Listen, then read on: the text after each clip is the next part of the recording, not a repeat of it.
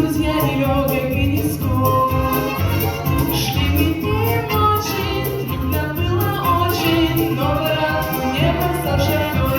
Дорожка фронтовая, не страшна нам бомбёжка любая, а помирать нам рановато, пусть у нас еще думать, а помирать нам рановато, пусть у нас еще думать.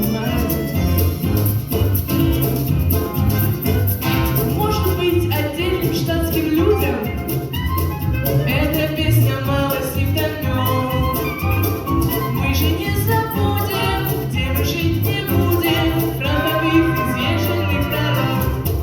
Эх, пусть дорожка фронтовая, не страшна нам бомбёжка любая, а помирать нам рановато, пусть у нас еще думать, а помирать нам рановато, пусть у